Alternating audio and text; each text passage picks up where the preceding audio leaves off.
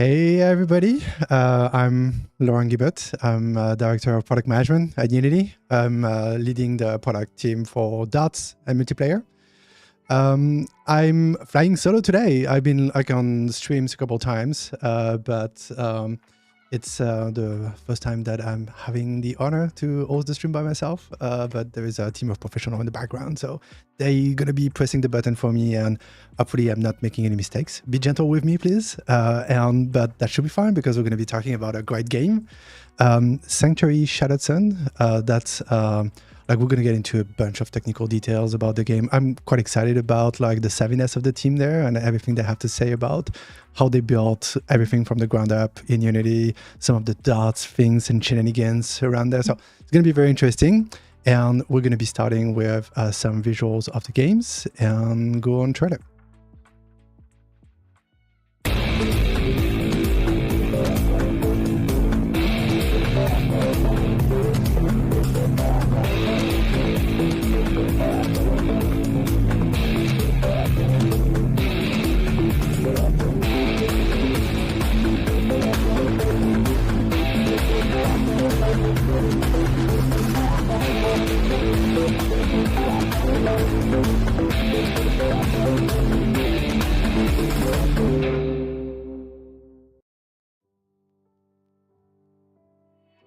Amazing. Okay, that's going to be a lot of fun. So we'll start with introduction of the guests, so we get to know each other a little bit better, and then we'll get into a lot of those details. Let's start with Bante, who's our engine architect at Enhearten Media. Hello, everyone. I'm Bante Kohanik. I'm the engine architect at Enhearten Media, working on Sanctuary Shattered Sun. I predominantly do engine design and implement and get my hands dirty with the Dots engine. But happy to be here. Excellent. We'll follow with Dimitri, director at Enhearten Media. Yeah, hello. So I'm working on this game for quite a while. I've been here since the beginning, and I just help run the studio. I actually manage the art team, but I do a code per year. I write maybe 1 or 2 codes in a year if we need to, but other than that, I'm just here for all the non-technical questions. Let's go. That's great. So we have the technical savviness and the artistic game design savviness, all of that together is going to be an amazing conversation. So I guess we should try to probably get into the meat of the topic and get to understand a little bit more the company, what you're doing, how you ended up there, a little bit of that history. So we get a little bit of a color about the studio itself and how we ended up, working on that game. Yeah, all right. Let's take it away. Got some slides to show and some cool things that you didn't know about us, but you will find out in a minute. All right. So take it away, Bante. All right. So we are a next generation RTS. We do fully simulated combat with thousands of units. We want to bring huge dynamic maps, modding support, and of course, multiplayer. Yeah, and you can see there's some cool things we've done that we haven't seen done anywhere else before. So on the left, you can shatter the map that you're playing on, right? This game, it's set on the surface of a Dyson sphere. You can actually see that behind me. And what that means is, of course, you should be able to blow it up, and you do. So that's what happens in there. And on the right side, because again, everything's fake, you're in a hollow world, it's a fake planet, everything's fake, the weather is fake too, and if you disrupt it, what happens is you freeze the entire map that you're playing on. All your tanks, they can drive over the seas, and you can do some crazy galaxy brain strategies, if you will, where you just don't want to build ships, you just freeze the seas instead and take over that, right? And we'll just talk a bit about our story next. So we've actually been around for 4 entire years. Time sure does fly. And who are we? What's even going on? We've been modding RTS games since 2011, 2012, a bunch of the team, and we've just gotten fed up of there not being enough RTS games out there. So we made a studio Never enough RTS make the games out dream there. come true, right? We were actually talking to people like Chris Taylor back in 2020, and I get a message saying, "Hey man, look, I just got off the phone with Chris Taylor for 3 hours. You want to make a game?" And I said, "Yes. Let's do that." And then you see there's some very important things like assembling the team, and Bonte joins the team in late 2020 or something like that. And then we've just been migrating through a couple of Unity versions. But now we're finally here. Earlier this year, we've been at PAX East and at GDC, where we met the one, the only, the Laurent Joubert. And yeah, that's how we made it here. We survived. It's actually like a kind of a funny story. We were at GDC, like bumping into each other, and Bante was like super shy about it. Like, yeah, we're doing some interesting tech. Like, would you want to know more about it? And when he started like to explain how that was working, I was like, my God, we need to talk about that more. Like, we need to showcase it. That's so amazing. So yeah, it was kind of very fun. Yeah, so where are we today? We got 100,000 wishlists on Steam, 12,000 Discord viewers. People were queuing to play our demos during PAX East, and we made it onto some kind of showcase with Unity, I heard. I don't know, maybe the stream's coming out soon. And then, like, what does that mean? Like, we did all these things and, got some cool things. Everybody said, well done. That's great. Here's Chris Taylor. He's saying, well done. So this could very well be deemed the spiritual success at City Games we made at Gas Power Games. And we met up with him the other day and he actually gave us GPG shirts. So that was all worth it. That's really cool. Yeah, and then that's it, I guess. So that's the kind of quick introduction, and we'll be talking about a few things. We'll be doing some engine comparisons because we've made not one, but 2 engines to run our game on because, one's not enough, so we just made 2. And then there's just a bunch of freeform topics that we can talk about, the tech and all the things that we do. And there's just a bit of an outro at the end. And, because we're doing some crazy stuff with Dots, and we just figured we could share with you a couple of the lessons that we learned while on our Dots adventures. So that's it. I think I'll pass over to Ponte. Yeah, especially around like the RTS, style. Like there is ways to build that in Unity, but it's not always obvious for like newcomers to the engine how to kind of build that kind of tech. So that's also what got me very excited about this conversation. Like trying to give some pointers to people about how you can go and bring a bunch of those things together. Just before we get into like some of those technical aspects of the engine, I'm just curious, like how did you end up with the overall Dyson Sphere idea? That's so exciting. Like I was talking to my wife and my daughter about it. Like last few days they were just watching me like, what are you talking about? Why is that exciting? But I found that idea super cool.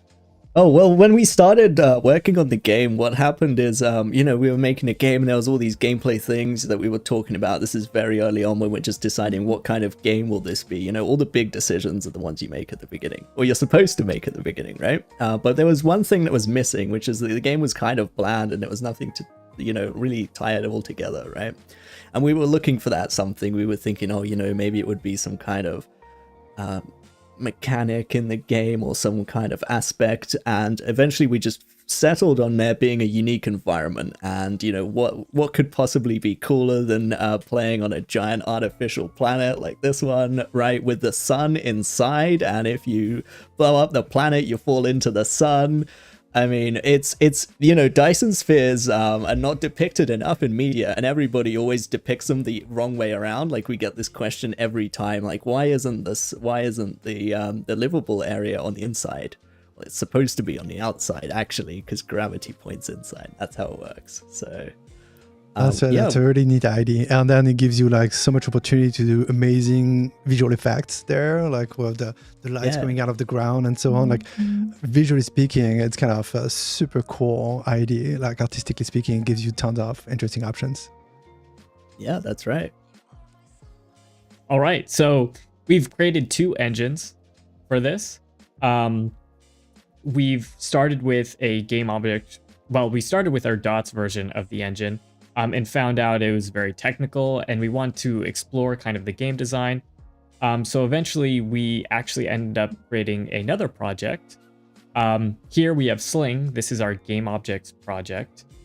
So it's our prototype. It's a vertical slice. We've used it for basically prototyping our game. It uses game objects. We use a lot of asset prep. It's really easy to iterate with game objects. You can, mess around with that workflow. So we use it for asset preparation. It's only single player. There's very, very simple modding just with these kind of template structures. And of course, because its game object performance is limited. Then we have our Trebuchet engine. So this is our DOTS high performance engine. So it is the real deal. It uses entities and dots. There's no asset prep or anything. It's just, you feed it the data and it goes crazy. It supports multiplayer. Full modding support. So the gameplay itself is just a mod for the actual engine. So everything you see is running basically a mod. And of course, because of all that, it's achieving maximum performance. Can you tell us a little bit about how did the name come to be, like Sling and Trebuchet? What does that mean to you? Oh, yeah, that's a fantastic story. So actually, it was one of the team members who named because we named Trebuchet first. So Sling is the mini version of Trebuchet because both of them are catapults. So that's how Sling was named. But Trebuchet was actually a story where they just had this inside joke at their old company where they would randomly say Trebuchet at some point to sound more fancy or something, and then they were just like, oh, we need a name for the engine, so Trebuchet, and that's how it happened. So there's no, it's a fantastic story. I was imagining it's because we want to destroy everything and throw big rocks at whatever the status quo of RTS is. We can deliver projects worth 90 kilograms 300 meters away, no problem. Sounds about right. All right, so without further ado, let's get into a little bit of sampling both of Sling and Trebuchet. So now we should be playing some B-roll regarding Sling. Yep. So here we are in the main menu. There's just us launching into the game, right? And this is the game object version of the game, right? So got a cool background, you're zooming in, it's got all the features that you'd expect from an RTS, and we've just turned on the FPS counter. You can see it's at sort of 260 frames, which sounds really impressive. We're not making the slowest game object game we can, and it's got all the features you need, like all the tanks moving around, and you can have your queued up orders, so you don't need to do things, right? You can build all the units. Like, this is the gameplay prototype. All the gameplay stuff works, right? The environments are being rendered nicely. We've got the cool lighting, the cool sandboxes and stuff. So it's really refreshing to get the kind of really volumes in an RTS in the environment. It's not always the sense of scale is really important for this game. So let's spawn a few tanks, right? And let's just put space down there, and here's 1,000 tanks. This is what 1,000 tanks look like, and you can see immediately that the frame rate dropped from about 260 to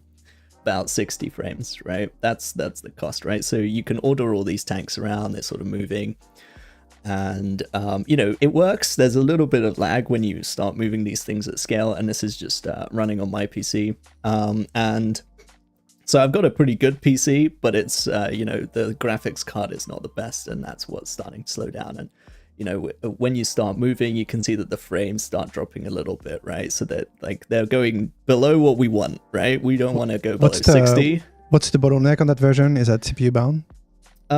It's who knows? I think it's a bit of, I think it's CPU at this point, right? Yeah, because our rendering's pretty good, actually, right? So yeah, and then let's just destroy the engine, right? Let's just spawn 1 million billion units. So that's more like 2,000 units. Let's just have a few more, and the engine just game objects. I mean, to be fair, we didn't really want to optimize this, right? We just made it for the demo, and it works for normal, if you're playing a normal game, it's fine, right? You just don't have 1 million billion units, but if you want to destroy your performance, you totally can, and that's just what we're demonstrating over here. And it's kind of it stabilizes at 10 frames a second because our simulation runs at 10 frames a second, and at this point it just can't deal with it anymore. But surprisingly, it's pretty stable. So, just so I understand, so in terms of like gameplay development, so somebody in the team would just like iterate on gameplay loop and features in that version, and then when you need scale, then you would jump to the other like .spec version. Yeah, it was kind of like that. We actually started off with a baby sling version of the game, which was used just for the asset preparation because we needed, we have 300 different types of units in the game. So we got to load all the models, we got to validate all the models, we got to put them somewhere. And the trebuchet engine is designed to just load content. It doesn't even know what it is, right? It's like, I don't know what a faction is, I don't know what a unit is. It's just like, give me things and it loads them, right? So but it sounds like a little bit like, excuse me of the word, but it feels a little bit insane to have those two versions of the game to maintain. Is that costly? Like, how do you manage to like keep them up to date? Everything's on fire. That's how we do it. So, what we're in now is this is the trebuchet version. So it looks exactly the same when you jump in, right? And the FPS counter is at the top right this time. The UI is all placeholder because Sling version, it's got some nicer UI in there. So here it's developer UI. It still works, but visually speaking, all the lighting's the same and stuff, right? And it's about at 250 frames a second, but the difference is that if you spawn 1,000 units, it tanks to 150 frames a second, right? And we haven't even finished optimizing it. And when you start moving units, it does slow down a little bit, but it doesn't dip below what we want, right? And we've got these two giant armies fighting each other. Yeah, here we go, right? All the tanks are going, it's all exploding everywhere, and we're hovering above 60 frames. And a lot of this stuff is actually, this is now GPU bound, right? This is I've got an old 2080 Ti, which it's not even secondhand. It was bought, someone else bought it secondhand, and I bought it from that guy, so it served its time, right? But that's what it is. And like you see when I zoom out, it jumps to 120, right? And that's because the models are there, right? So it's all going.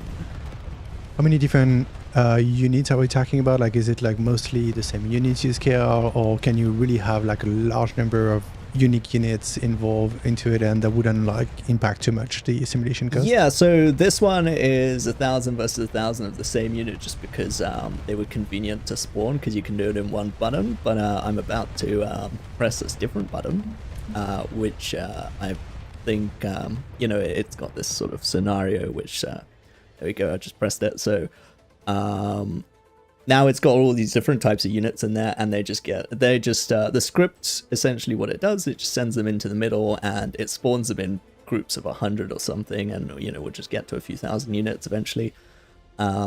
This is my favorite color, by the way. I think out of all the 4 colors, this one looks really good on these guys.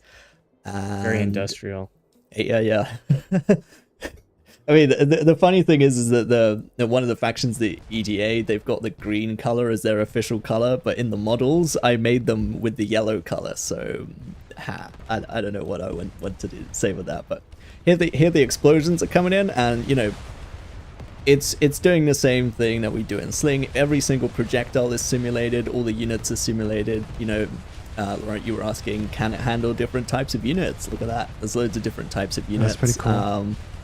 And it basically doesn't really matter, and big explosions as well, and why not, right?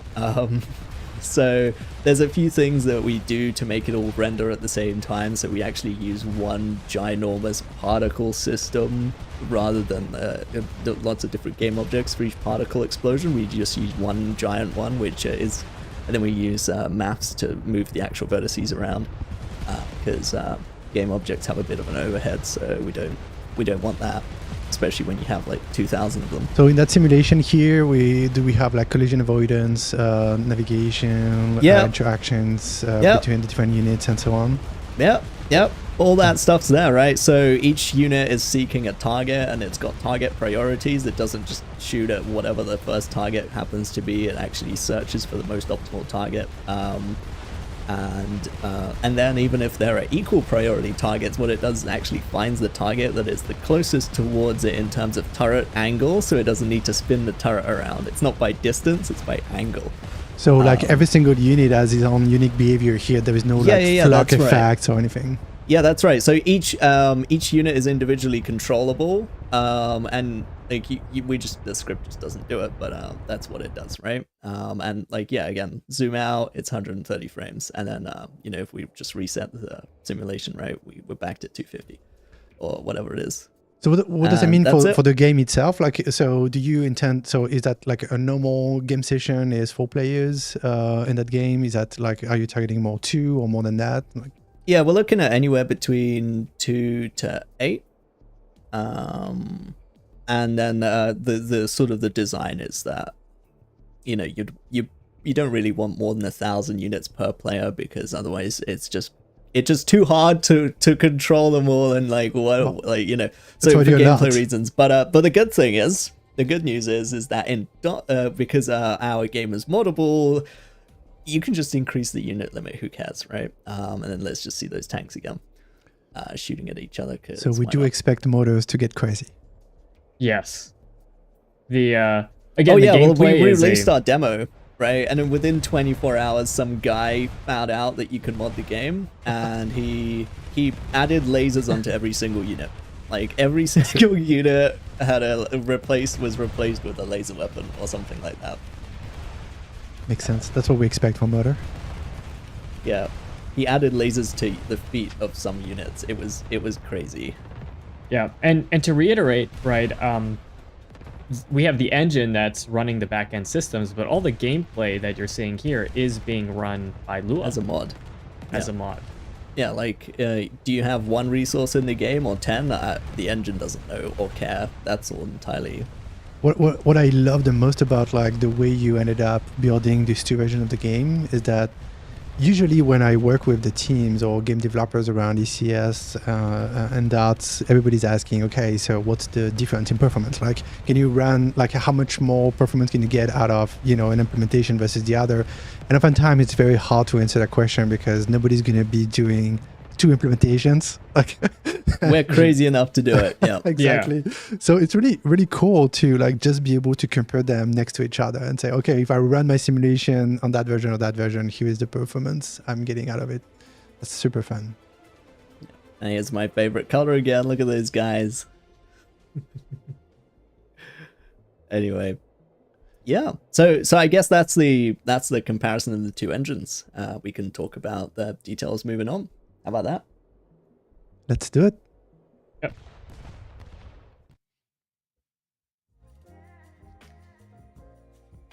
All right, so we have a couple topics that we're going to cover. We're going to start with engine and architecture. So we're just going to kind of briefly go over, hey, how do we do our dots engine? Some cool parts of it. We're going to have a section on building with dots. So dots is very complicated, but it's versatile, right? And it's not really complicated, more that it's so powerful that it's like, how do I even approach doing stuff with it? I will have a topic about modding, and then maybe if we have some time, some fun detours. But starting with engine and architecture, I guess, we can just kind of go over a bit about Trebuchet, maybe some overview.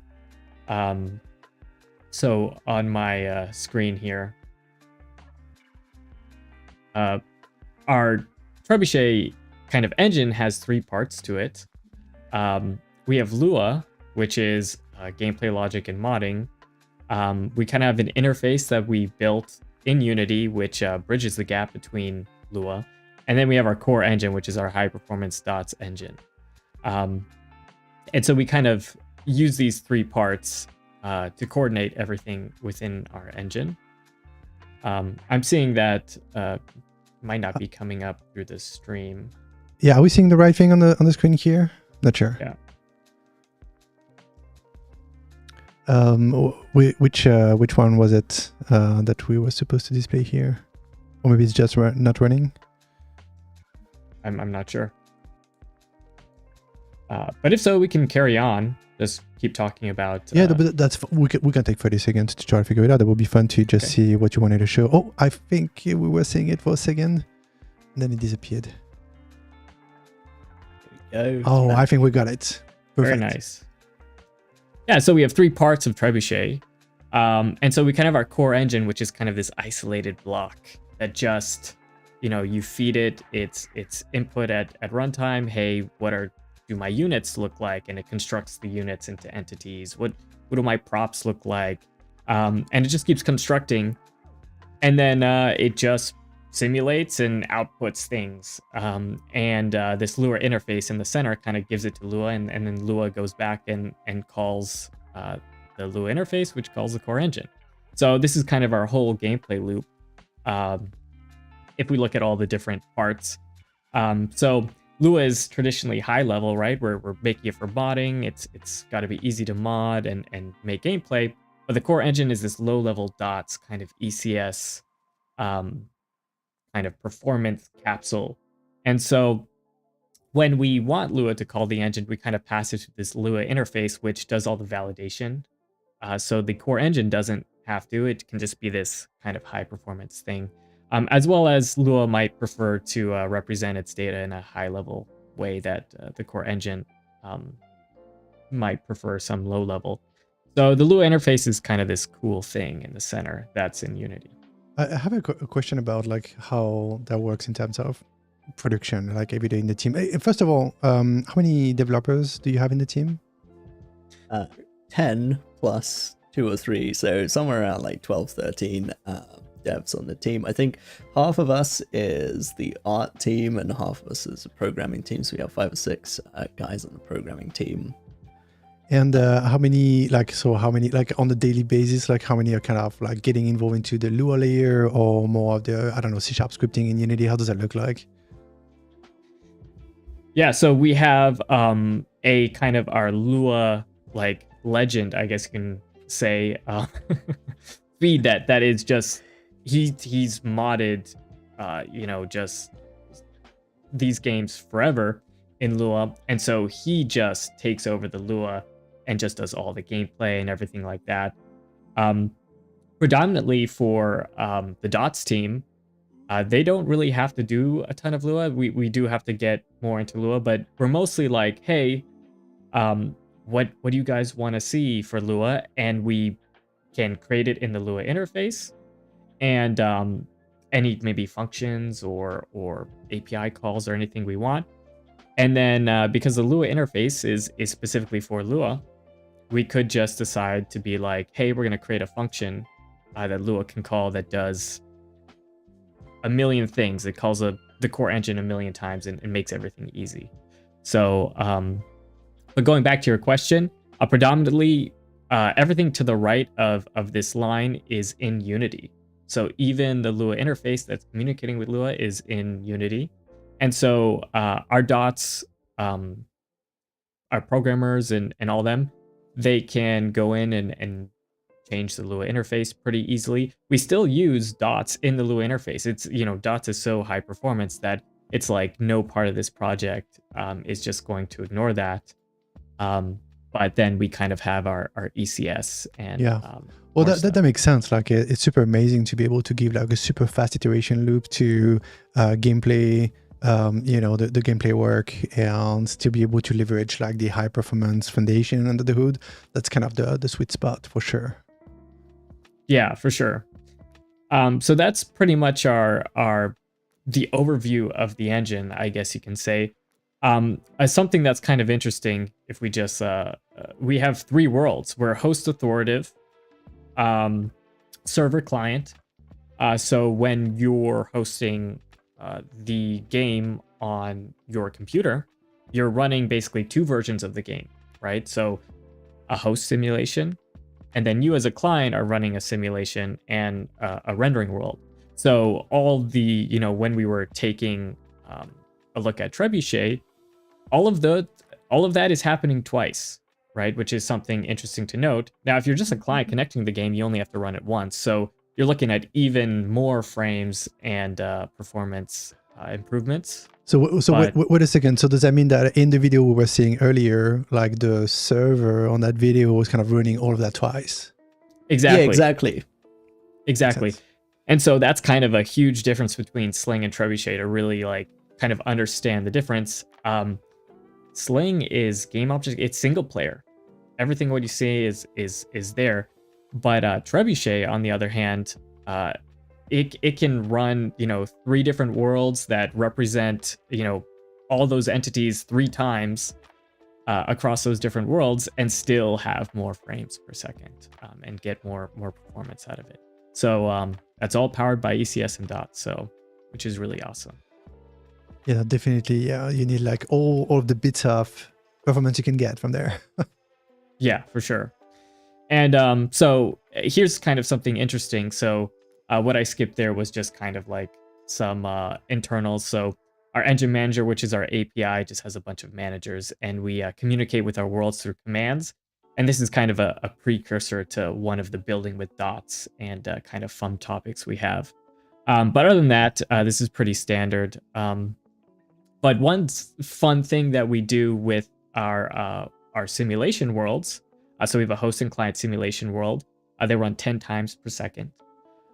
We actually divide them into frames. And so essentially what these are subticks, where we run a certain amount of things per frame. So if you can think this whole kind of thing updates 10 times per second, one of these frames is basically what?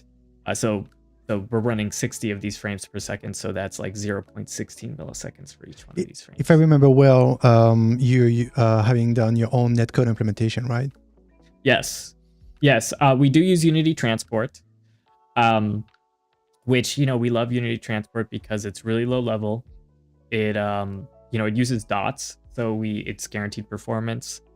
And it's really nice because, for instance, if we had to use Steam sockets or anything like that, it allows you to basically create your own abstraction in a dots way, so it's still performant. That kind of still uses Unity Transport and its things behind the hood, but allows you to, for instance, use like Steam sockets, so Steam will throw your messages back and forth, and you get the kind of benefit of everything that Steam has built, or even Epic Online Services, or even a custom solution if you want. Oh yeah, sometimes I'm getting questions from users that are kind of wondering how hard it is to just integrate your own like first party services provider or whatever, depending on the platform. Was it complicated? Was that complicated for you, or did you find that easy? Well, I mean, one, Unity Transport's really easy. It's like, I guess what makes it interesting is how you go about actually using it, because I mean, it's when you go to the documentation, it really is, hey, connect to this guy, hey, get my messages, hey, it's really, really simple. But if you want to integrate that into, like, for instance, Steam or Epic Online Services, you can extend it, and then it's just using those services for the peer-to-peer. So like, you have Steamworks and other things you can use. But that's still using transport, right? Still using transport. So it's still really useful in that sense. And of course, you get Unity services as well, right? So Relay and everything else. But, there's so many options, and it's, you still get to use transport in all those options, which is pretty nice. Well, definitely. That makes it like a lot simpler if you can have part of it that is kind of just don't have to worry about the actual infrastructure you're going to be using. Yeah.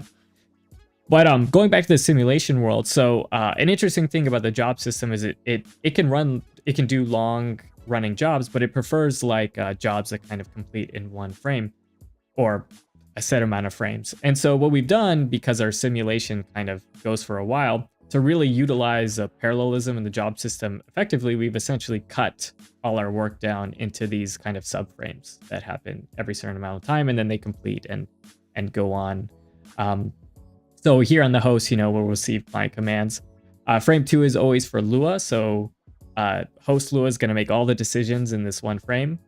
3 is kind of an interesting strategy we have is we buffer a lot of the things that host Lua does, so that we can batch apply them into our worlds. And so it's like we can run parallel jobs to update our worlds. And so that's what the structural changes and update values is.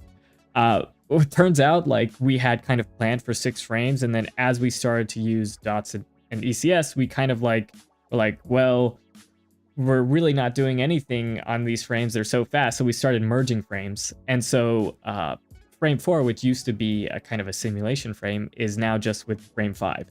So I guess in a weird way, we're doing everything in the simulation besides running Lua in one of these frames. So in a single, like we could run the 60 FPS because these frames run 60 FPS and basically update the whole engine in one of those, which is pretty cool. And when you're doing that, if you have the host and client, you're doing that all in one. So it's pretty crazy what you can leverage. And we're still developing, we're still improving, and we're still getting, just bigger increases in performance as we get more proficient. But yeah, that's pretty much the simulation worlds. I mean, you can read it here. It's a basic high-level overview. How do you manage bandwidth? Because I guess here, like the amount of data that you might have or want to synchronize between the 8 players is like super large. So what's the strategy there? 100%. And I think we even calculated it where like, we have so many design proposals of how we can increase this and improve this. One of the big things about our game, because we have so many units, is that bandwidth might become a problem in host authoritative. But how we do that is we use compression. Unity Transport has a writer that we can write, which is pretty good at compressing. But it's the trick is the balance of how do I get some form of synchronization or determinism or whatever, but keep it host authoritative and making sure that what the host does is true, right? So you're not like running like a lockstep or deterministic kind of engine. But one of the biggest things you can do is just remove having to update positions constantly. So that's kind of the big thing when you have a lot of entities, a lot of units, you have to constantly update their positions. So that's kind of the biggest thing that we've encountered, updating positions. But if we didn't do any of this, I think after like an hour of gameplay of running that simulation where all the units kind of crash together, it ends up being like 350 megabytes of like sent traffic back and forth. And that's kind of without all the optimizations and stuff to a certain extent. Yeah. So our kind of network target is a 10 megabits per second upload rate for the host. And then all the players, they don't need any upload rate really because they're just getting the data and all they're sending back is like a little bit of data for command. So they just need like 1 megabit per second download. Because it's sort of a hub and spoke networking model. So, there's all sorts of things you could do where like you send it to one player and then he sends it or something. But, it's really just the host who wants to have a good upload speed. So if you've got a 50 megabits per second upload speed, you could probably host 30 players. Why not? Yeah. And Dots is plenty efficient to do that, right? To have all those units. Oh yeah, definitely. Around. Yeah, especially if you're a client. But yeah, I mean, moving on to a rendering world, right? This just happens every frame, and we still run a Lua instance for all the input, and do all our rendering. All our rendering is custom, so you do have the entity's graphic package that does the rendering, but we've kind of cut the middleman and just went straight in. We started this project in 2021, so entity graphics was still kind of being developed at that time. So a lot of our things are custom, and so really we've achieved some pretty crazy amount of rendering speed just so when you say like skipping the manual, you mean like you get straight from ECS to the SRP? Yeah, we go straight from ECS to a draw mesh instance indirect call. Yeah, so our rendering Lua in this is responsible for all the inputs and the bindings and stuff, which is really cool. And the rendering world is pretty simple. It just kind of renders and does some basics. By the way, is that based on HDRP? Yes, we are HDRP. Yeah. we modified HDRP to get all those cool, like, we'll talk about like the infinite terrain stuff and the fog. Yeah, this one's cool. And did you have any kind of challenges around animation there? Like, because there is not yet like animation running on ECS. Is that something that you were missing? Yeah, so we've had to do an animation system. But yeah, I mean, we've had to do an animation system, and we have like doors open, and like you saw in the demo, like our units kind of have turrets, and they move following the bones and all that. So really, it's just kind of animating the bones of the units and stuff. But yeah, that's pretty much all we have for kind of architecture, I guess. All the different, like, how we use dots and all that. But yeah. Do you have any questions in the chat? I'm curious if yeah, I'm kind of checking what's going on in the chat. There's tons of like discussion about what you're talking about, but no very specific big question, I guess, so far. By the way, everybody, like, if you want us to dig deeper into some of those topics, let us know. Any specific question, just post it. We'll try to keep an eye on that. Sure. Well, developing a like almost like a software kind of like heavy engine built on dots has made us learn a lot of things. Like different kind of strategies we've used to communicate between systems and things like that. So these are some of the kind of things that we've learned, and we figured we would maybe share with the community. So one of them is the power of command. So everything. Yeah, go ahead, Laura. Yeah, just a quick question on that. Like, how long did it take for you to actually get into ECS or dots? Like, it's usually some of the anxiety users might have is like, how much do I need to relearn to be able to leverage any of that? Well, I mean, that's that depends on a lot of things, right? A lot of people that use Unity are generally familiar. I mean, the best part about Unity is you go in and it's so flexible, right? You just go and modify anything, right? And what I really like about dots is it does encounter that same principle, right? So it kind of gives you jobs and burst and all kind of the base tools. And you don't have to use ECS, right? You can just use those and just kind of build what you need to. But going back to your question, really it's the mindset change that people have to understand. And it's like any discipline, it's experience driven. You just got to get in with the tool and try things out, see if it works, see if it doesn't work. And so I've been using dots for a long time. And predominantly the reason why I guess I got good at dots is because I just love playing around with it, seeing how I could push, how many things can I do with this? How many can I render? All sorts of little things like that. How much time do you think it took you to start getting affordable, like understanding how the whole thing works? Well, I mean, I guess I started pretty early, so besides ECS, because ECS kind of has its own caveats, the base kind of other packages of dots are pretty easy to understand. Within 2 weeks, you can have some really efficient code.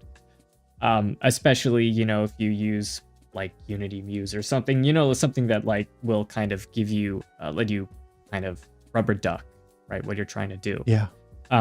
ECS now has grown a lot. There's a lot to it now. There's all these different things, baking, all this stuff.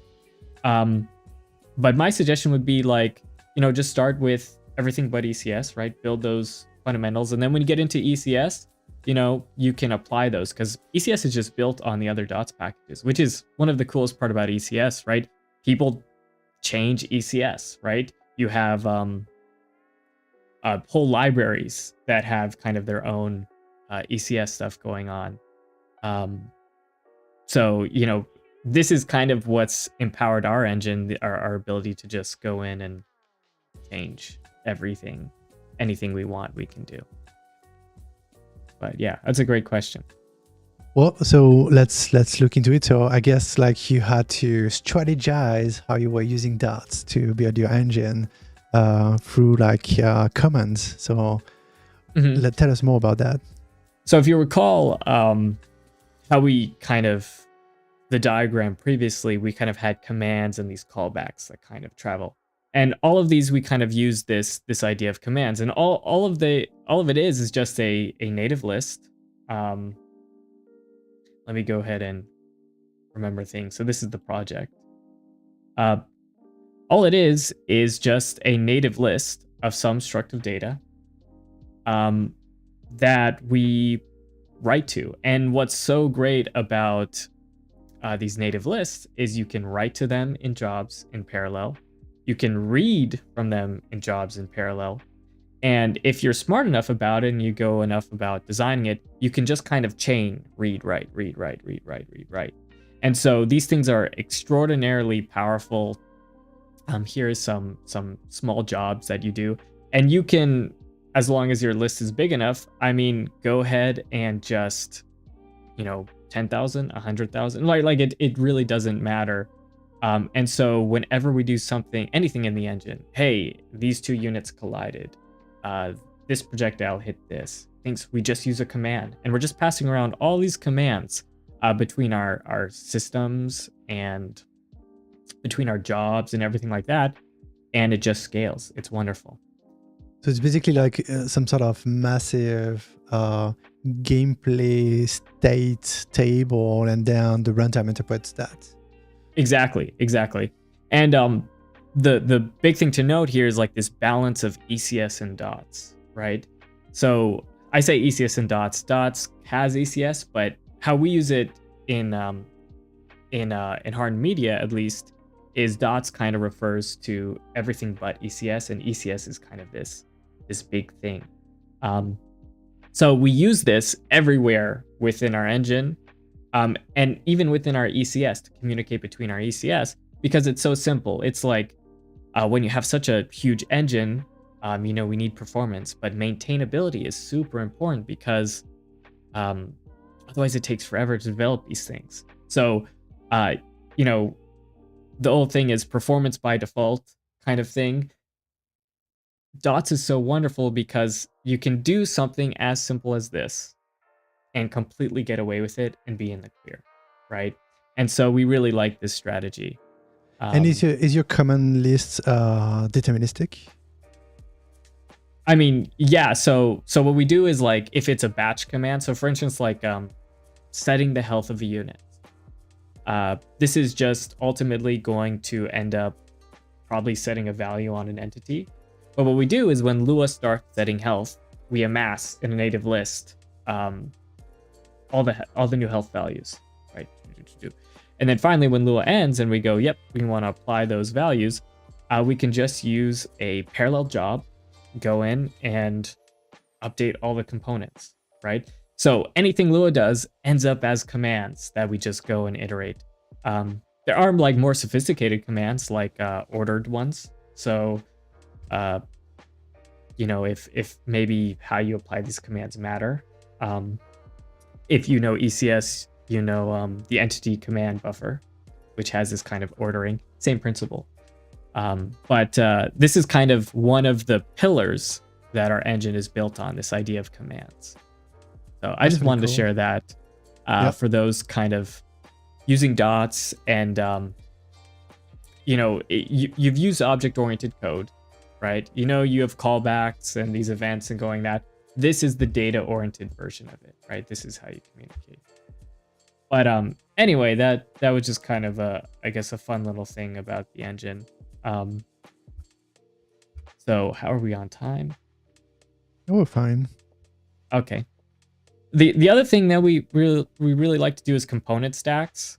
So I guess we're gonna go right back to it. And here in Trebuchet, this is our crazy Trebuchet engine. We really like the idea of these component stacks. So usually when you have a system, you think of like, hey, you have these sets of components, right, that are attributed to the system. And oftentimes when we build it, we like to think of these as like component stacks. And so there's a really unique way you can do this in dots where you can kind of use this format to get this component type set. and use this to efficiently add components on entities at runtime, and even use to query your stuff. So this is a very small kind of little sample, but we use this for everything. Like every one of our systems kind of have these component stacks that go with them that allow you to kind of decouple your code and think of your systems more as like, hey, this system kind of uses this component stack.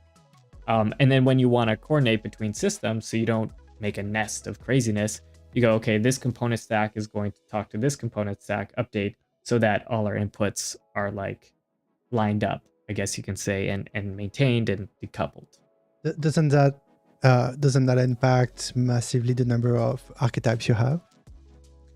Well, the thing is because it actually doesn't, and that's because it's based on how many component stacks we have versus how many components we have. Like we never have just a dangling component. Hey, this component just doesn't exist. What we do is if you have, if there exists a component that needs to be on an entity, it needs to be in some sort of component stack.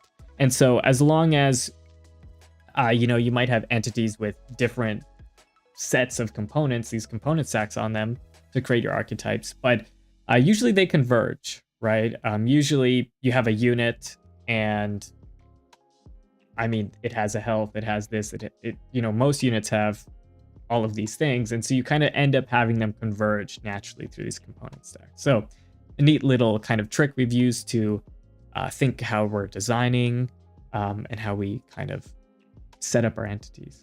And how does it work like between the two versions of the engine? Because you have like all of those components that are ECS based here, but I guess you have like something similar for Sling. And how does it work, like the relationship between ECS and the managed space? So for Sling, what we kind of have is just like we have kind of a global component, right? Which is kind of our, we call it like a runtime unit or something. And what it has is these sub modules that basically are equivalent to these component stacks. It's a lot more loose with Sling because we don't do it in a silly way where we're like, okay, we're gonna make everything like this managed nest. We do use like data oriented principles here and there, but it's a lot more open. So we kind of allow like this could be a class or a component or something similar that has the same data for these components as you see. If anything, that style has shown that like you can actually get quite a bit from game objects if you're smart about it. But if you're even smarter and use dots, you can get so much more, right? It's a smart move to use dots. That's the lesson. Yeah. And then this type C, this C point is hybrid approaches. So one thing that I guess, probably a lot of people that have used dots for a while recognizes that it's completely fine to have things that are managed that use dots and vice versa. In our project, we have Lua. Lua is a managed language, right? It does all the garbage collection. It does all our gameplay decision, right? It's easy to iterate, does all that stuff. But then we use dots as the backend to really make sure we get that performance. So really you shouldn't, if you're a Unity developer and you are in big teams, you should look at dots in some way because it's this hybrid approach where you get this equilibrium where you can iterate fast on gameplay, but your project is going to run really well and, generally... I guess users usually get in trouble because they're so used to like the power with game object to go at any level of granularity into the game and just touch on everything all the time.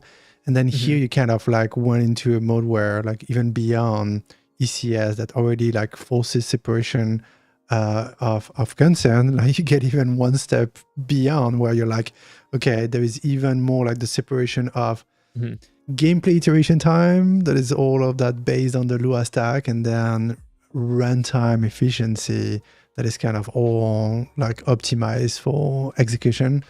And it's really smart, and yeah, it's great that you're getting good results out of this. Yeah, we claim that it helps with development as well, or at least I claim, because for example, here's an example. So the animation system, right? So you've got all sorts of kind of animations, right? We have 300 different types of units in the game, and you've got a tank, it needs to rotate its turrets, right? But if it's a robot, a mech of some kind, it has to, have the legs moving around and be animated and things like that. But some of them might have spinning parts or just bits that slide in and out, like a piston or whatever. And you might want to, as a game developer, you might want to be that, just have control over it without having to go into the file every time. So these are procedural animations and so on. And it's just so many use cases. But actually, there's only 3 use cases as far as the engine is concerned. We have a rotator, which rotates a bone. We have a slider, which translates a bone, and you can have a rotator and a slider at the same time, so you can rotate and slide a bone. And we have an animator, which plays a pre-baked animation from the model. And that's it. The engine needs to handle these 3 cases, and we're done. It's finished. And then that actually covers all of the animation cases we have in the game, and all of that is just done with these kind of a tightly, a very small list of API commands that Lua just has access to. It's like create animator, play animation at this speed, play animation at that speed.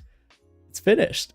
It's so much simpler. And then you can actually all the gameplay iteration and stuff, and it can just happen on the Lua side, and as long as the engine works and it doesn't have bugs in the code, it doesn't matter. It's you do it once and it's done. The code is way simpler, and if you have less code, you have less bugs. Do you actually play yourself, Dimitri, in the Lua space? Yeah. Oh yeah. I modded Subcom for 10 years, so I do a bit of Lua here and there. But yeah.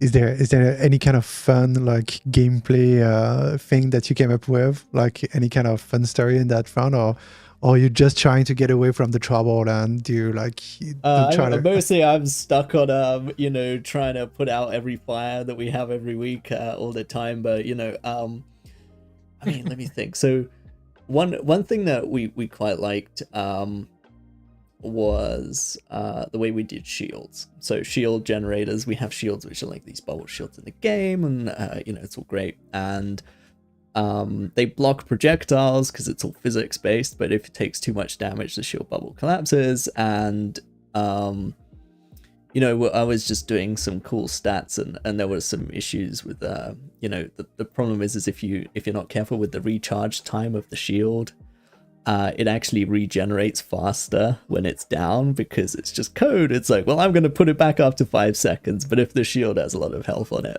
it's too tough, right? And I found a way that if you change the rules, which is it regenerates at the same speed and it doesn't come back at full health, it comes back at the same health it would have been as if it was on, then this contradiction goes away, and you've solved a fundamental problem with trying to balance this whole game mechanic, right? A lot of the choices that we make are about picking the right game mechanics to make the game fun and easy to play, and as long as it's not annoying to play, you can get away with it. And if you for example, we're not going to have things like stunning units in the game, because that leads to players trying to catch units. So you have 2 armies and they're all moving around, and then if you stun one unit, he's now stuck. So if the other guy retreats this guy, he's dead, right? He's gone. So that's one of the things. You got to be really careful with these mechanics, and we just pick and choose them, and that's why players like the game. Oh, and it's really why I'm super glad that you found those kind of tricks to give the power back to the game designer, because those things emerge from playing with rules and behaviors, and kind of get some of those emergent things happen while you're not even expecting it. Yeah, so exactly. Yeah. And so I guess that leads us into the mode conversation, because that's even better when you get the community to play into it and all of a sudden come up with crazy ideas about the game. So let's jump into that topic. How does it work? How modding functions? Yeah, sure. I think we gotta do you want to take it away, Bonte, and then I can jump into the modding, because I know a little bit about modding. Well, yeah. He's modded Supreme Commander for a really long time. Maybe we should play some B-roll and then just talk about it. Yeah. We got the cool modding video to show. Yeah, so this is just a sped up video of me just adding a bunch of stats. You can just see I'm going crazy with some numbers over here, and this is the result. We just made Well, we made whatever this is. I don't know what you call it, but and this took about like 2 minutes to make, right? And most of those 2 minutes was spent on me thinking like, like what silly thing could I put into the game, right? So it's really effortless. And what's going on here is so we're actually running this is on Sling. So this is the limited modding capabilities. This is like, oh, we don't do any modding. But essentially what we do is we just have these giant templates for units which contain a lot of the stats, and the engine, it just reads from these stats, right? And Sling, it reads from them directly, and the behavior is done in C# as well. But Trebuchet, it reads the Lua, and then the Lua does all the behavior, and then the engine gets a much more constrained version of these. So all of this stuff in Trebuchet is the entire weapon firing cycle, which projectile it's going to choose, and so on, is all done in Lua. And all the engine is just getting is, spawn these projectiles at this velocity, at these muzzle ID positions, and that's it. It just gets all these batch commands, and then the projectiles they're on their own. They're kind of physically simulated, gravity, etc., etc., and they go. So yeah, so this is why when somebody, like, people just open up the files of the game when they download it. And because these are just editable in the game, some guy, he within 24 hours of us releasing a demo, he'd already made a mod which replaced every weapon in the game with laser beams. And like, how do you do you have like the official game behavior that are kind of cooked into the way that is not modifiable? So in Sling, yes, but in Trebuchet, no. So you can make a flight simulator if you wanted. 100%. Like it's like, I'll put it this way. So the entire UI is moddable. We actually do some crazy stuff. Like we take the game objects UI, the Unity game object UI, and we serialize it into a Lua file, and then we deserialize it. We're using Lua from the Lua file, because then as a modder, you have the Lua file, and then you can just be like, I want to add a UI panel over here or whatever. And yeah, so but how does it work, like in a multiplayer game, like for cheaters, maybe they would just come into and try to give themselves some superpower? Like how are you well, you have to be the host, because it's host authoritative. So if you're the host, you can cheat. But there'll be some checksums and things, so they'll see that you're running a different version of the game than they are, and it's like, well, I wonder what's going on there, right? But if you're the client, you can have UI mods, which is okay actually, because you can't change the simulation state. But if you want to have, your different colored UI panels and stuff and cool things, that's cool actually, and like. In other games, people love that because you have like little extra displays and, extra buttons to help you manage your units. Like, why not? As long as the commands you're giving are valid. This is a game which is more about the strategy and the decisions you're making rather than who can click the fastest. So if you've got 20 APM, you can be top 100 player in the world. Why not? There's a little bit of who can send command fastest, though. Like, I'm not an amazing RTS player, and usually when I've been in multiple sessions, I've just been like erased from the map in minutes because I wouldn't be clicking fast enough. Yeah, well, this game's for you. Yeah, but yeah, the modding is great. So like all the resources, the entire economy system, that's all done in Lua, in Trebuchet. So, if you want to totally change it's not much of an exaggeration to say that the game itself runs as a mod on our engine. So, if you wanted to make, a totally different RTS game, you could. That's fine. That's really cool. Like, giving the power to the community is usually a good recipe for long-term success.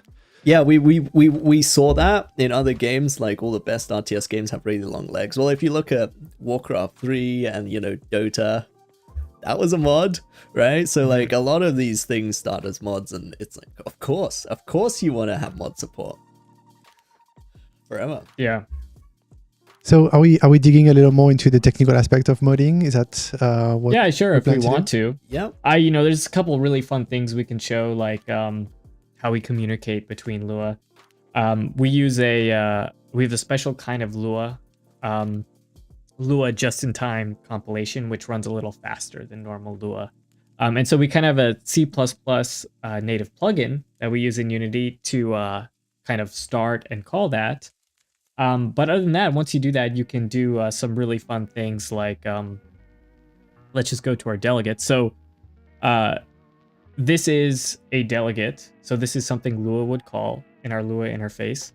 And we use some really fun code generation here to actually make things work. But in this particular case, Lua will call this and it would set a hole. So like a hole in the terrain. So maybe if you noticed while the game played, certain buildings have kind of can look through the terrain. You know, you can even shadow the terrain and look below it. So there's a lot of fun little things you can do with holes. But doing some cool code generation things, we kind of have this generate FFI bindings. So FFI in Lua is kind of a way for Lua to basically communicate. And so what we do when we code generate, oh man, I think I accidentally closed it. Oh, I'll find it again. Is we go through these and we generate a file, a Lua file, which is just a giant string that basically puts together the whole API of the engine. And then Lua can basically read it and use it. So let me get back to it real quick. 1 second.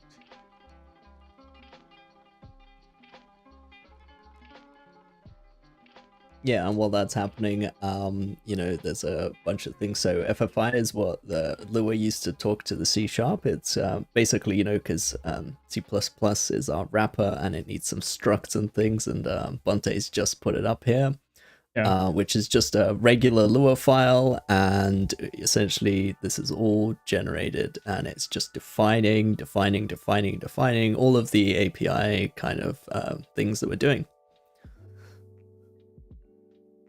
So this is just in C style declaration, and through this FFI, Lua can read this and essentially store the whole kind of API, all the structs and different things that the engine uses. And what's interesting is if you notice these are like unit general and unit icon FFI things, this is basically a notation that the engine has that Lua can create to that Lua basically uses to construct its own prefabs. So our ECS prefabs. So in the case of a unit, it's going to construct and use a lot of these FFI things to add health to an entity, add movement to an entity, add all these different things. And so the idea is, hey, I'm a Lua modder. I want to create some crazy amalgamation of a unit, right? That has units nested inside it and turrets everywhere and everything like that.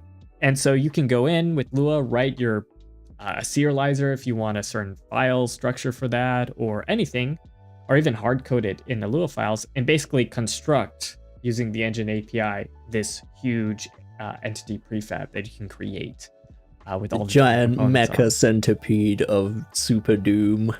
Exactly. Modded into the game with Lua. Yeah. What's really cool is that you're gonna really be able to ship a lot of new content, gameplay for the game without having to ship new binaries, right? Exactly. Yeah. What are the platforms you're targeting?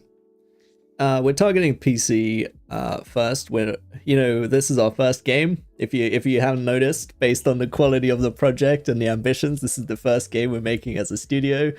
And we're just trying not to go too crazy. We're already crazy with all the dots and the thousands of units and stuff like that. So yeah, but interestingly, we've had a report or two about some crazy man trying to run this game on Linux and succeeding. So I don't know, like who knows?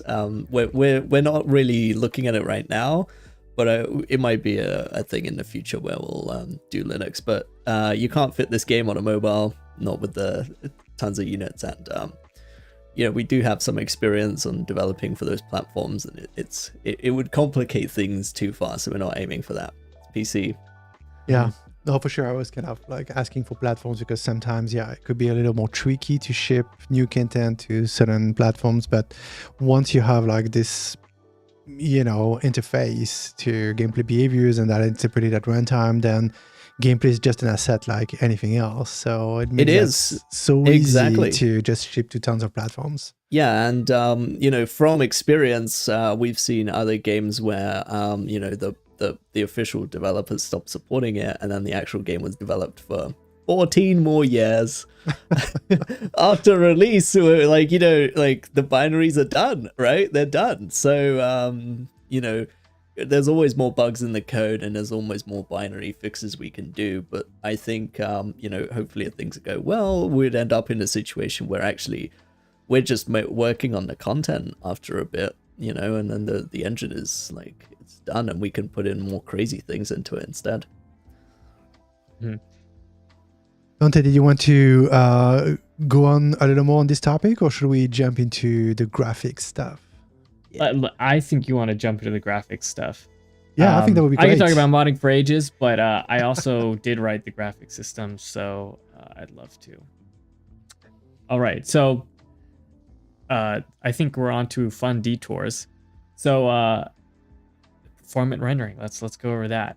So this is Trebuchet. We haven't really like shown off, I guess, the engine itself too much.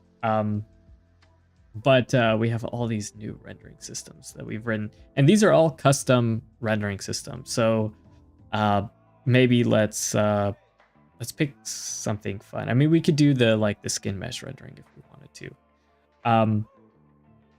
But what we do is we have this really unique way that we kind of try to maximize our performance for rendering, and that is you might have different draw calls or different meshes or anything, but they always go into one giant compute buffer. So we basically use this giant compute buffer and then use offsets to the different draw calls.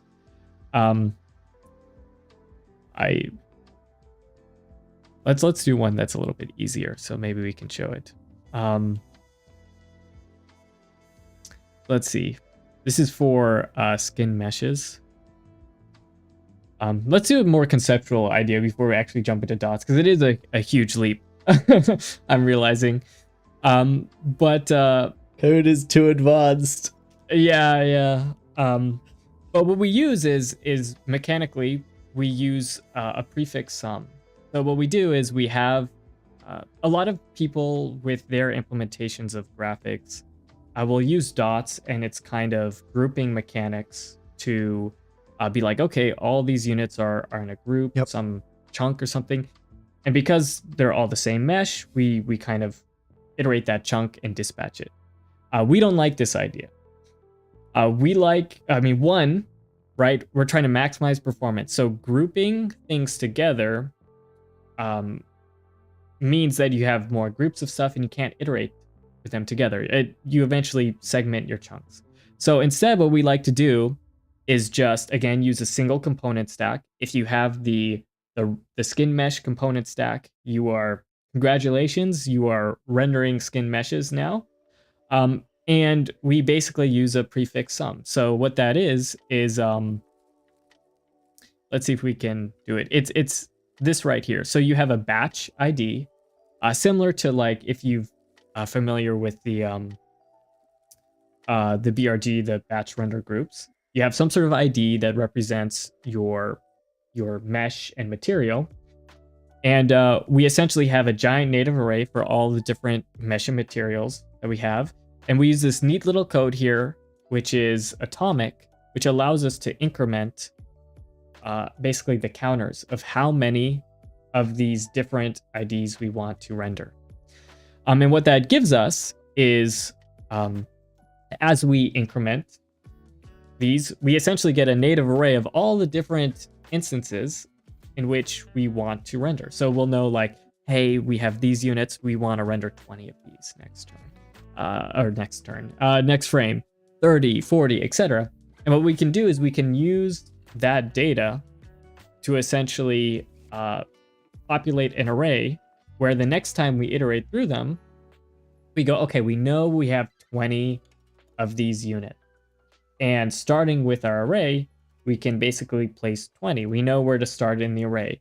And if you're this unit over here, you might have some offset, and you start here. So basically what we do is we construct everything into giant buffers that are condensed. And you're doing that every frame?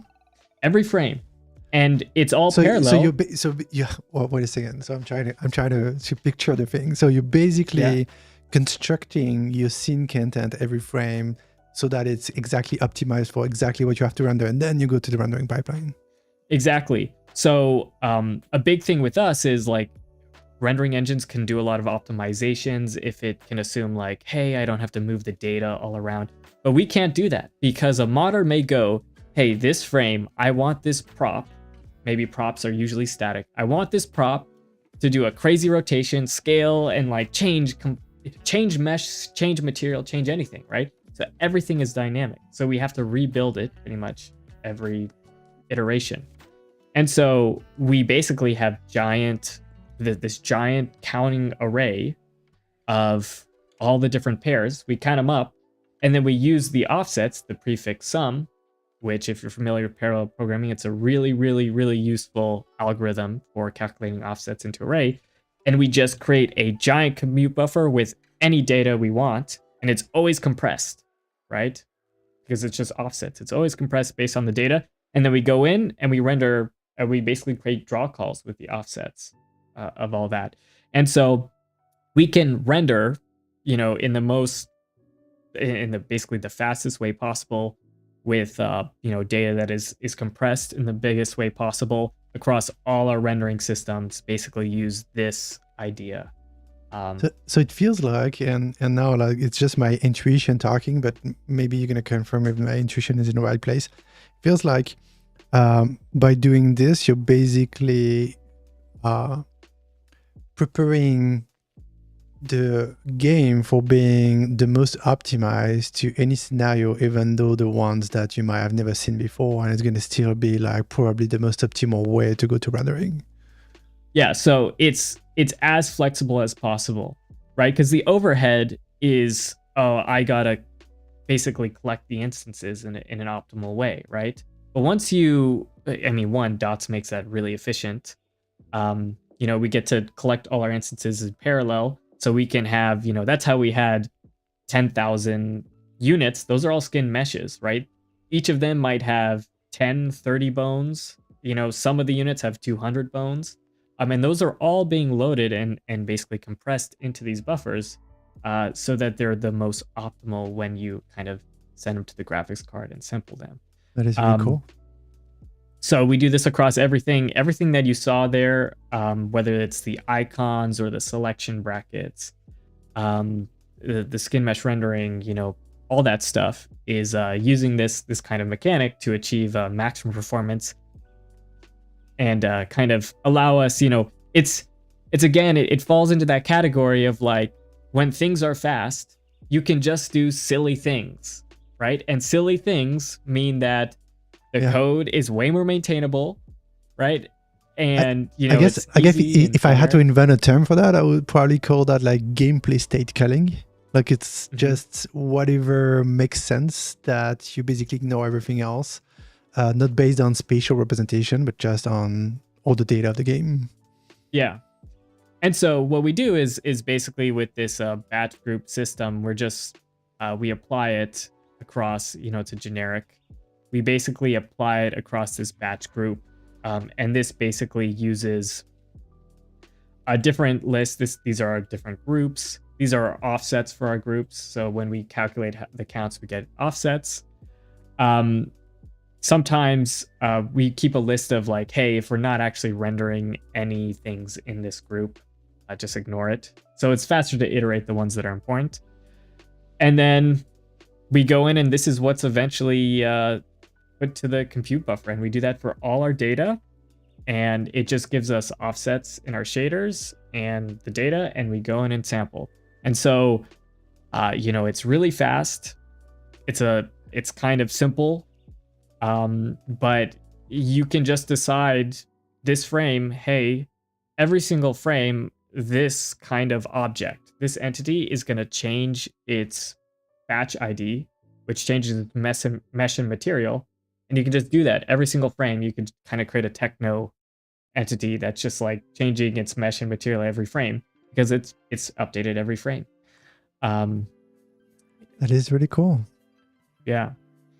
Let's show some VFX. Yeah, okay. Yeah, we'll jump into. Oh, just before we get into the VFX parts, there was a question in the chat a little bit earlier, based on the mode conversation. Somebody was wondering, what does it look like mode compatibility when anybody can do pretty much anything, like having multiple modes working together? What you do is you have a mod load order. It's actually, again, when you like, it's the principle of, let's just do silly things to make it easy. Right, when it's fast, and so what you do is, while we're loading the mods, basically, the engine's just loading Lua files. It's like, open this file, run it, open that file, run it, and we've got like a slightly different way of loading the file where it just the file processes stuff and then it returns values. It's like, here's the class of the unit that I just constructed. Here's the the return value of the function, and really what you kind of get is the just order in which you're gonna load the modes might change the result. Yeah. Or it does for everything, right? The order in which you execute any code can change the results, right? So, and then what you do is you just have a mod load order, and we literally concatenate Lua files. So, like, if you have 5 mods, let's say they all want to modify tank number 3, right? And again, it's host authoritative, so like and whatever so, happens, the host is gonna just fix it. Yeah, what you do is you just apply the changes from mod 1, then you apply changes from mod 2, 3, 4, and as a modder, all you got to do is you actually just write your own little modification code at the bottom of the file, and it actually concatenates the file. So it literally glues the files together, and then it just goes bang. And if you want to do that, you can also choose to replace the files. Basically, the mod loader, it looks into your file structure of the mod, and it just matches the files to the file structure in the main game, because the main game is a mod, and then it says, these 2 files would be in the same file directory, I'm going to concatenate them. Or these 2 files have a replace flag, I'm going to replace it, and stuff like that. So yeah, in terms of security, right, because it's host authoritative, right, when host sends commands to the client simulation just applies them. It's not saying, hey, Lua, do I want to apply them? No, it just updates them, right? And so even if somehow someone on a client-side thing was like messing around with their entities, well, the host decides how much health that entity has. The host decides if it gets destroyed. The host decides all these things. So even if you decide I'm going to manipulate all the values, you're just doing it to yourself. Eventually the host will say, no, it's actually destroyed, sorry. So you're basically kind of playing with your own kind of simulation, and it doesn't matter, right? But yeah, and then there's checksumming and everything like that you can do, and just more security on files and stuff. So let's jump into, I think we're good on time, but let's jump into Infinite Terrain, because I really want to see this one. Like, this one is actually pretty fun to see. Also, I think we're hearing sometimes notification. Maybe one of you might have like notification from phone popping up, like that might just be the chat notification. Oh, okay, maybe should be fine. Yeah. So, I mean, what do you think, Dimitri? Do we want to run Sling? Well, because can show some. Sling and Trebuchet both use the same Infinite Terrain, right? So I reckon we can show. We might as well show Sling. It doesn't matter too much. Okay. I mean, I've already run. Yeah, I've already started to run Trebuchet, so I guess we can actually Trebuchet see it is in the progress. real deal. So it's just creating a host and client right now. Well, if you pay attention now, this is the best part, because it's loading the map, and you can see this is the map that it's loading. It ends, right? And then bang, the map doesn't end. So what's going on there? And you can actually see that what it's doing is it's taking the map, it's applied all the shaders, all the materials. We use our own custom terrain shader.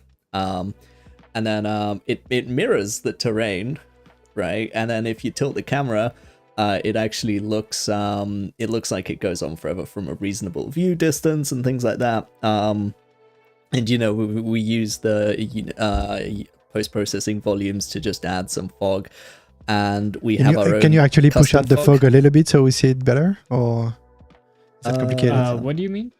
Can you push out the fog a little bit? We can hide the fog. I think somewhere in the map manager, we have. Okay. Well, don't worry too much if it is complicated. I was just curious. Yeah, so we have like the infinite terrain right Uh, here, and these are all the different terrains. Yeah, well, that are actually, being you've got it right replicated. there. There's the map volume. So yeah, Yep. we go. So We just get rid of that. yep. We use the Unity fog, but also we use our own little fog, and we use a fog of war post-processing. It's all done post-process. So there's a fog of war, and then there's, if you scroll down, there's even a third fog that we use, which is very cheap. Playable area fog, that one.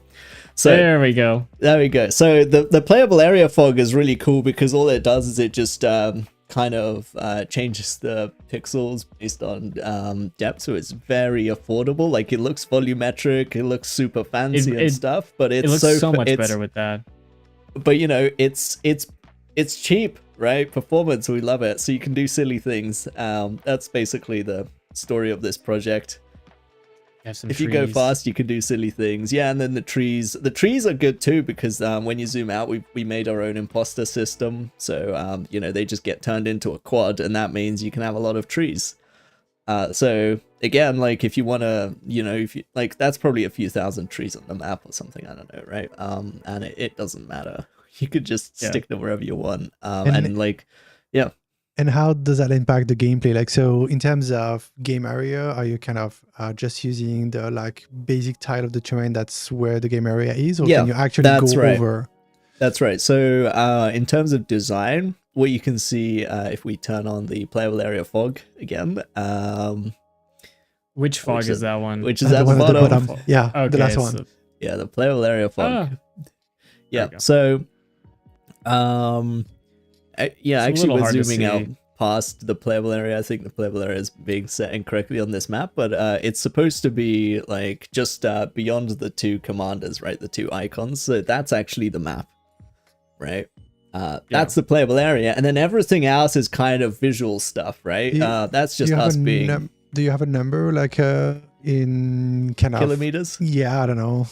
Kilometers. So this is the smallest map in the game, and the playable area is I think it's 2.5 by 2.5 kilometers. So that's the smallest playable area we have in the game, and the tile itself is 5 by 5 kilometers. And then our maps go up to 40 by 40 kilometers in size. That's pretty big. So yeah, it's too big. You know, well, I mean, it is, like, units take a long time to cross the map at that point, but you know, I think we're mostly aiming for a 5 to 10 kilometer playable size for most maps. But you know, if you want to be crazy or you want to make mods, you got the you know, you could make it bigger technically, but at this point, like, the resolution of the height map, kind of like if you're loading your 4K textures in, it kind of starts making it a bit hard. And so you said there is kind of some sort of custom shader that kind of does that directly by itself in a single pass. Is that how does it work? We do a bunch of stuff with our custom shaders. So Bonte, if you just zoom in and out, you can actually see that we have like a near and far distance detail. So it's detailed up close, and then it smoothly transitions to being detailed far away and stuff, right? And we have 9 terrain textures, and you sample all of them, and they have like color overrides and things like that to help them fade in and out and stuff. And basically we kind of just wrote our own shader to optimize a bunch of that, so it doesn't sample one of the terrain layers if it's empty in that area, because you don't need to blend all 9 of them at the same time. And the reason it's 9 is because you can have 2 4-channel textures, and that gives you 8 layers, and if all of them are off, then you can have a base layer as well. So that's 8 plus 1, and it's 9. So that's pretty handy. And that's basically enough to handle whatever. And then we just tile the textures that we assign to each of those splat maps. You know, the ice is one layer, and the mountains are another layer and stuff. And then there's a couple of different snow textures. That's how we do it. And I guess, like, when we were seeing earlier in the stream, some of the terrain destruction happening. So that's just one of the layer there that you basically like change value for, and then it basically means. Oh yeah, so actually that one, the way we do that is so you have a hole punching thing where like the terrain knows that it can be clipped, right? Maybe we can get back to one of the video we had earlier so we can see it again. Yeah, right. because well, this one is the effect is VFX so B-roll. beautiful. Like I really enjoy, especially like those rays of light coming out of the ground. That's... Yeah, right. Yeah, that's that one's done differently. So I'm being distracted by what's shown on the screen. This is actually like all the same particle being used a lot of times to make all these different effects. It's just one particle. And according to the particle system, it's all one particle as well, because it instances them all. So it's just one giant particle system doing a lot of this stuff. And then there's a couple of variations. So the small little smoke pipes and the big smoke, the steam trails rather, and the massive fog. They're different instances of the effect. So it's actually 3 particle systems, but all that's being used. And again, it's just so you can render it all in one batch, and then it looks like the modding video is coming in here. Yeah, can you can we see the game trailer quickly? I think like that's where we were seeing the effect. I don't know if we can quickly put that on the screen. Yeah, okay. So we're gonna see that. Yeah, this one doesn't have the shattering in there. It's got a lot of other explosions. Yeah. I can show the shattering right now. Yeah, you can show it live. Oh, okay. Why not, right? Yeah, let's try it. So here's one of our bigger maps. It's quite a bit bigger than the previous map. Yeah, this one's 20 by no, it's 10 by 10. And so here, the same shattering we kind of showed here. Just to be aware, I don't have the strongest computer, and like we're streaming and doing all that stuff, so it might come out a little framey. I love that. But this is our kind of shattering that we do. This is so cool. Yeah, and oh yeah, so I forgot to start talking. So what's going on here is we actually cut a giant hole in the terrain, and the terrain shader is like, okay, I'm rendering nothing here, right? And then what we actually do is we put in a second mesh over this, which samples from the terrain, right? And then it has another like 4-channel texture which has the whole data, and that actually it uses like micro displacement and things like that to displace it over time, and it animates according to that channel. It's kind of like you know those animations where like you bake the animations to a texture. It's kind of like that, but slightly different, where you know essentially you draw the hole, and then it actually makes the ground fall in, and then we just have a few VFX to cover it up and some meshes below, and we've got a second skybox which has like the sun underneath, and so it's a little bit bright, so you can't see it when you look directly at the sun, but if you peer at the hole sideways, there's some like structures visible in distance and all that kind of nonsense. And Bonte's just showing off the bigger units in our game. It is really, really, really cool. All right, so maybe we can try to wrap up the conversation. So tell us more about like globally, what have you learned about all of that? Like you know, what's the big lessons that maybe you could share with the people in the audience here? Yeah, we got 2 lessons, one from Bonte and one from myself. Bonte, go first. So, you know, one thing I've learned a lot of things on this project. I mean, it's not your typical game project, right? It's very much like, it almost feels at times like you're developing software in a game engine. You know, you are developing a high performance engine, but I think the biggest thing I had to take away from it is really the design, test, implement kind of pipeline. You know, when you're designing something so big with so many requirements, skipping the design phase is just asking for punishment later. And we've learned this a couple times the hard way. So, you know, it's kind of how I fell into this role of kind of design on the engine. You know, you gotta kind of figure out and design and figure out what you're gonna do. Then you gotta test it. And once you do that, then you go ahead and implement it. You know, millions of, I've learned so many different things, like, again, the simplicity, right? You know, we all love to go in as technical people and make something, build something really cool.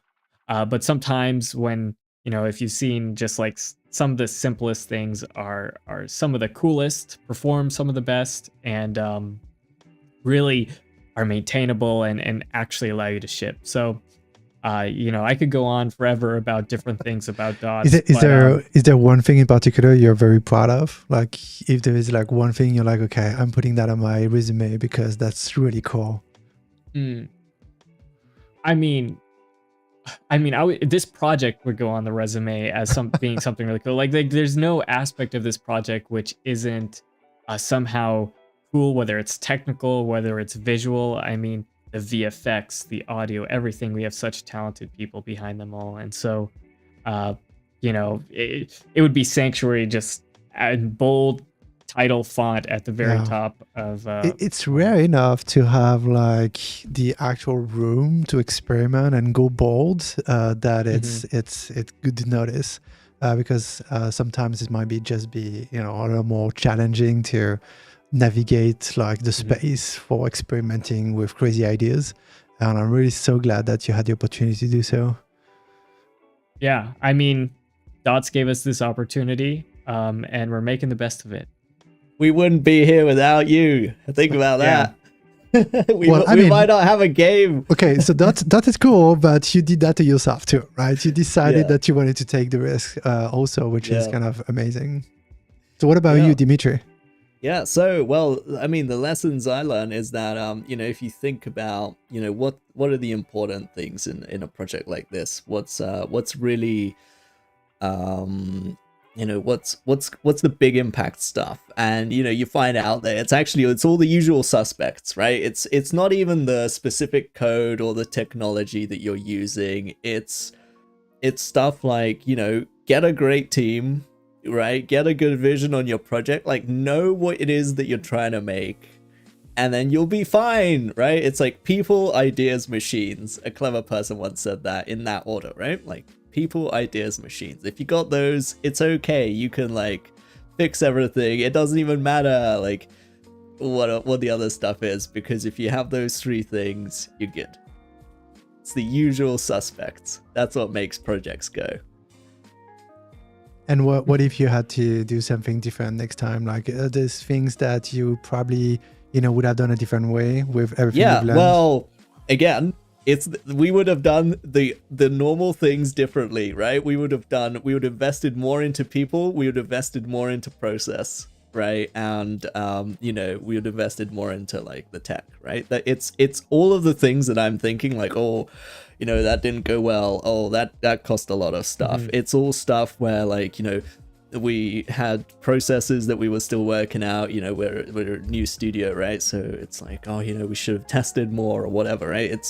We always try to hire the very best people you can, and like we got a great team. But imagine how much greater it would be if we had this one other guy or something, right? It's like if all the things I would have done differently is to do with those things. Yeah. Dots is great. I wouldn't change that. Yeah. That stuff sorts itself out. Well, we have more stuff to bring to it, so we'll do good. We're gonna change or evolve Dots, that's for sure. Like there is so much good stuff that we're hoping to land soon enough, so you can do even more crazy games. That's definitely a goal. Any final thoughts you want to share with the audience? Let me see if there's any questions. None other than thanking you yourself and the team behind you for giving us this opportunity, of course. We have a lot to share. It's really difficult to share everything, and especially because our project is so technical. It's like, okay, well, how do we, kind of talk about anything without going too deep into code or the craziness of it all. But we do thank you guys for giving us this platform and everything like that. So our pleasure. Like, I mean, that's what brings us to work every day. Like just seeing you guys doing crazy games. And I would invite everybody watching us to go on Steam and wishlist the game. That's a good thing to do. That's going to help, definitely. Join the Discord. Got a Discord with something silly like 12,000 people on there. So join us and say your game is bad on our Discord, and that's what we're here for. Surprise. Well, hopefully come in and say the game is bad, but suggest what you would do different. That would be helpful. Yeah. Of course. And yeah, I think we're gonna have like some more streams coming up soon on that channel. I think next week there's gonna be another one, or next week, or maybe the following week. I'm not sure if the date is final yet, but it's a Let's Dev Net Check that should be coming up soon on the channel. Thank you so much for the team, Bonte, Dimitri. Thank you so much for your time. That was an amazing use case, like getting into all those technical shenanigans. We could definitely talk about that for hours and hours. And I wish you a lot of success with the game. We're I guess, watching the thread going on in the chat and everybody being excited about being able to try the game. Hopefully, you're going to get a lot of success with it. Thank you so much. Thank you very much. We're working hard on the game. Thank you, everybody. See you soon.